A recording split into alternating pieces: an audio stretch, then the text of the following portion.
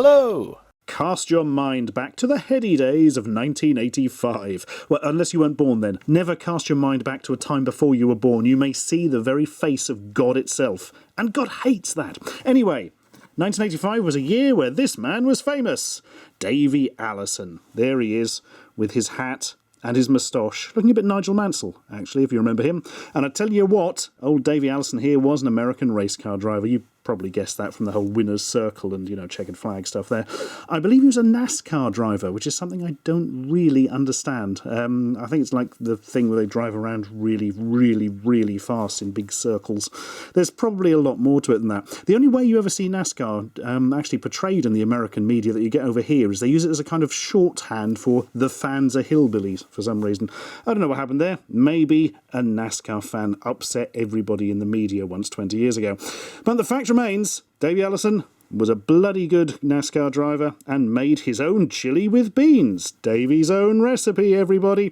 Now, normally when you get celebrity endorsements like this, it's bullshit. They just pay to have the face slapped on. But I can believe that somebody had their own chili recipe, because, a lot of people do. I think this is a far more believable one than most of them we get. Anyway, it was made by Bunker Hill Packing Corporation, so I'm assuming Bunker Hill was actually the company that mass-produced it, and was inspected and passed by the Department of Agriculture, established in 859. No, it's EST. I don't know what on earth that means. It clearly wasn't established in the year 859, does it? One day there will be a country called America, and we will inspect their food.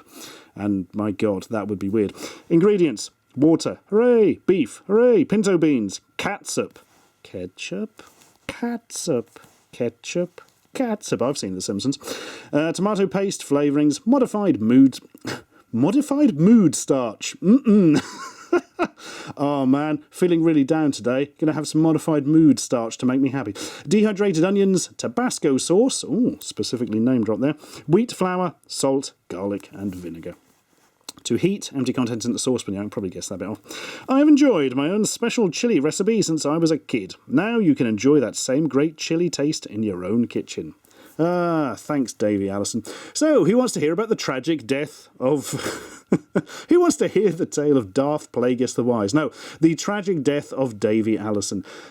Basically, he had himself a helicopter, and he flew the helicopter, and he crashed it and died. And his friend was in the helicopter, but the friend did survive, so it's not entirely tragic. But it's still pretty nasty. That was back in 1993, and basically the crash was apparently because he was an inexperienced pilot and the helicopter went a bit, he didn't know how to correct it.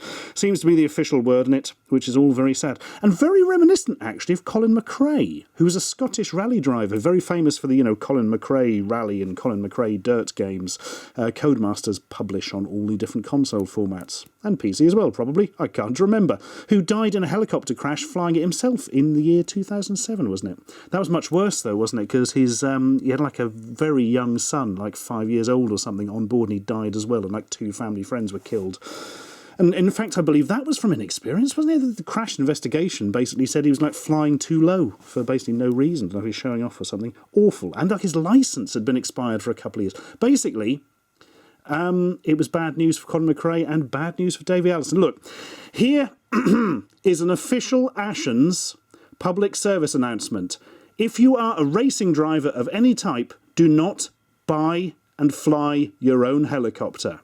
Have you got that, guys? Don't do it.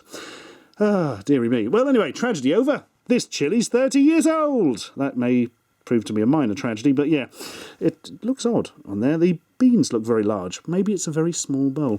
Now, tinned food I'm not usually too worried about, because, you find it in Fallout 4 and it's still fine to eat. But it's slightly distended. Like the top is a little bit more bulked out than it should be, which means... yeah, it's very strong. I'm going to say there's gases escaping from this, which usually means the stuff inside has gone rancid. So that may be bad news indeed. I mean, there is meat in it, as it says here. Beef, quite literally. So, can't think of anything else to say, so we're going to have a look at it. If you're wondering where this design of bowl comes from, I think I've mentioned it before, but they were free with mobile petrol, like probably about the time this was actually concurrent. Yeah. So this stretches back to 1985, which is apparently pretty much the only year it was made. So we can date it quite easily like that, because there's no actual dates on here, which is odd, unless this means something. No, it's got that established 859 thing again. I keep saying established, it doesn't mean that. Right, where is the... here we are. This is the absolutely horrible, slightly rusty tin opener that I use for expired tins only. There's a reason... Oh dear. Remember what I was saying about gases, everybody? That's not good. That ain't good. I've just checked the goodness scale, and it's saying 0. Yep, that ain't good at all. That was rather more violent than I expected. There's no smell as yet. I was actually going to heat this up and see how it goes, but I'm not sure that's going to happen now, actually. I think it's maybe a little bit too far gone. You see, I expect chili to be quite dark and less looking like day glow dog food, which is kind of what we've got going on here. Oh. There has been chemical reactions. They have not been good. Oh, God. Oh, dear, that's not good. Oh, dear. So, yeah, gloopy. Oh. This is much worse than I thought. Right, I'm going to sniff it. There's no smell obvious. It's fine, just smells of chili. I suppose it would really, wouldn't it? Because, you know, you get all the spices and that in it. I bet I don't taste it. Oh, dear. Part of it's sort of weirdly white colour. Oh, fuck's sake. I've just realised this is an actual fork that I use to eat. I didn't get one. Oh, you may have to disinfect that one. Right, let's get it out. Oh, yeah, there's some sort of mould thing going on up there. Oh, dear. Just the colour's all wrong, isn't it? It should be a much deeper red, usually. Well, I don't know. I never saw this stuff when it was fresh. Yeah, this is a bit thicker than one would expect now. Maybe on heating it up, it will get more watery. Probably will, actually. Well, so goes my nice idea of finding some old chili and heating it up and trying a bit, because, frankly, it's far, far too far gone. I've got the tin closer to my face now, and yeah, there is a distinct smell of something not right amongst the spices. Not right amongst the spices, being a good title for a first novel, if anybody's looking for one. Right, let's, yeah, the beans have gone a bit anemic. The whole, oh God, the consistency of it is bizarre. I mean, I presume, I can't find it. Is that a lump of beef, do you think? Yeah, I think it is. That in there. Oh, yeah, I don't know, it's entirely rotted or something. Right, I'm going to take one for the team and down the whole bowl. No, I'm fucking not. I'm going to take one of the beans, because they're less meaty and probably poisonous, and give it a very small lick.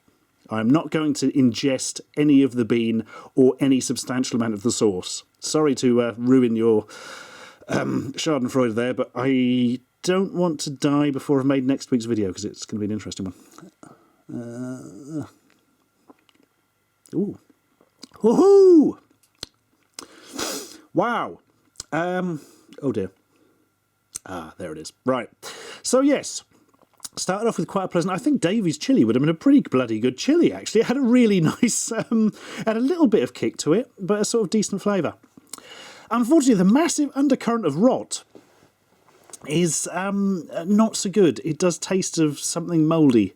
It tastes of Grandad's old garage where he keeps those chisels and things that he hasn't used for 35 years. Oh, God. Yeah. That ain't good. That's the aftertaste of doom. That really... Oh, hang on. The spices have come and overtaken the... Hooray! Oh, the spices have come and overtaken the aftertaste. That's something. Oh, yeah. Yep, glad I didn't ingest any substantial amount of that, because I would probably be dead by now. I might still be dead anyway. I should probably go and drink a load more vodka after this to sort that out. Anyway, we should have something alcoholic to wash down our chili with, of course. How about some Brau? beer.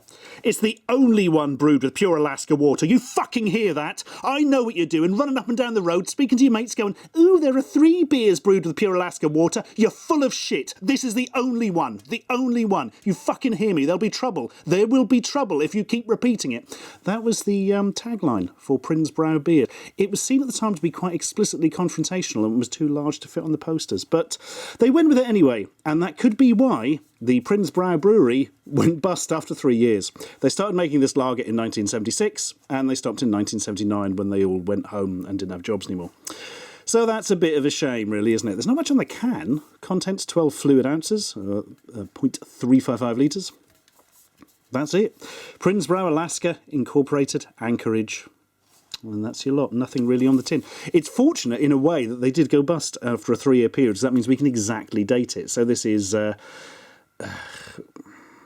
38 years old, at least. Maybe over 40 years old. What a good day that's going to be. It's got those horrible old ring pulls where you pull it off and there's just like a horrible... Oh, there's hair on it. Oh, great. Look forward to that. Just a very sharp shard of metal that you then toss to the side and, you know, pierces through the sole of somebody's foot or something.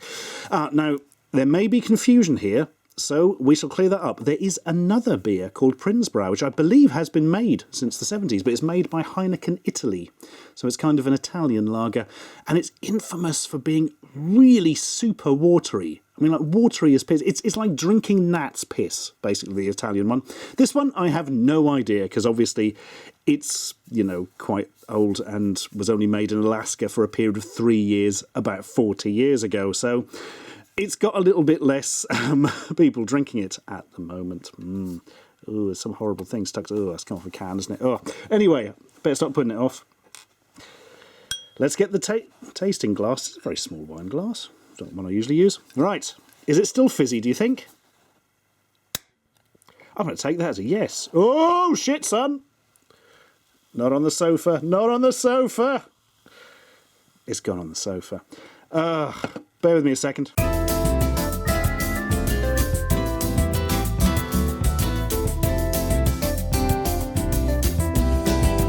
Disaster averted. Thank you, paper kitchen roll stuff. Oh, my God. I had it in my head it'd go flat. I was convinced it would be flat. It was not flat, as well you saw.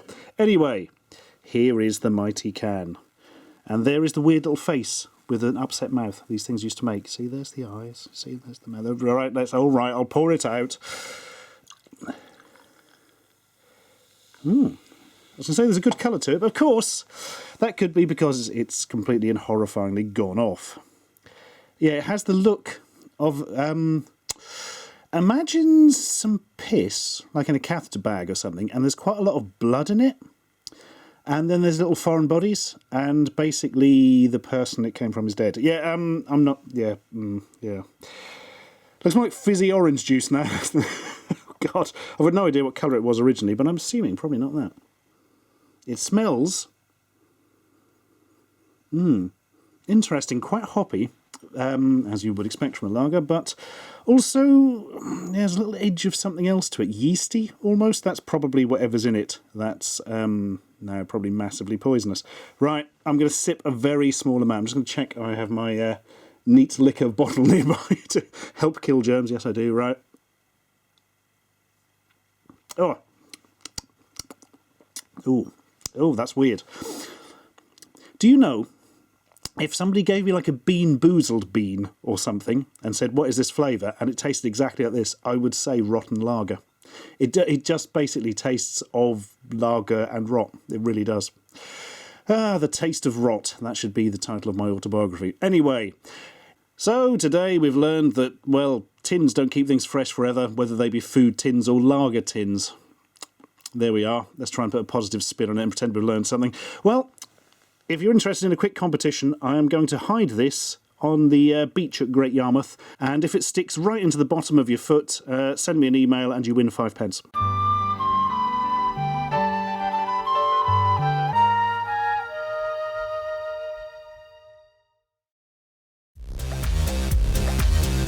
Subscribe for more.